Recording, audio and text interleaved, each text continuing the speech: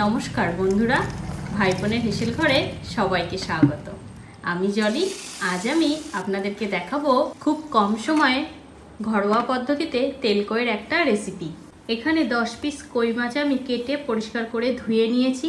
এখন লবণ ও হলুদ মাখিয়ে 10 মিনিট রেস্টে রেখে দিলাম। এরপর একটা বাটিতে গোটা পোস্ত, গোটা জিরে এবং কয়েক টুকরো আদা জল দিয়ে ভিজিয়ে নিলাম।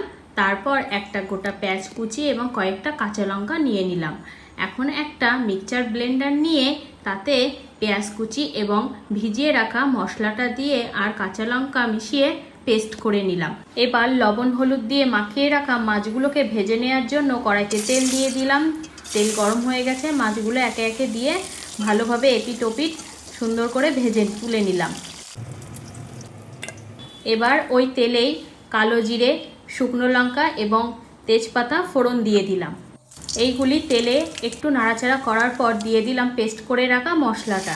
পেস্ট করা মশলাটা তেলে একটু নাড়াচাড়া করার পর দিয়ে দিলাম লবণ ও হলুদ। এবার সব কিছুকে তেলের সাথে একটু কষিয়ে নিলাম।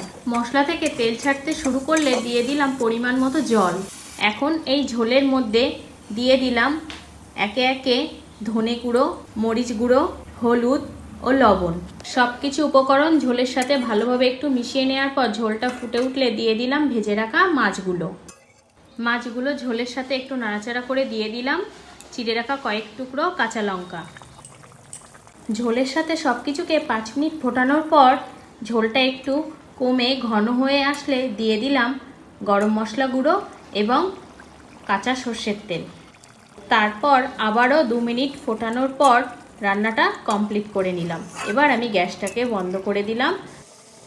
এবার একটা প্লেটে তেলকইটা নামিয়ে ফেললাম। এবার গরম গরম ভাতের সাথে তেলকইটা পরিবেশন করা যাবে। তাহলে বন্ধুরা, আজকের রান্নাটি এই পর্যন্ত। যে সকল বন্ধুরা ভিডিওটি নতুন ইউটিউব চ্যানেল থেকে দেখছেন তারা অবশ্যই চ্যানেলটিকে সাবস্ক্রাইব করে দেবেন এবং যারা ফেসবুক থেকে দেখছেন তারা লাইক, কমেন্ট ও শেয়ার করে দেবেন। ধন্যবাদ।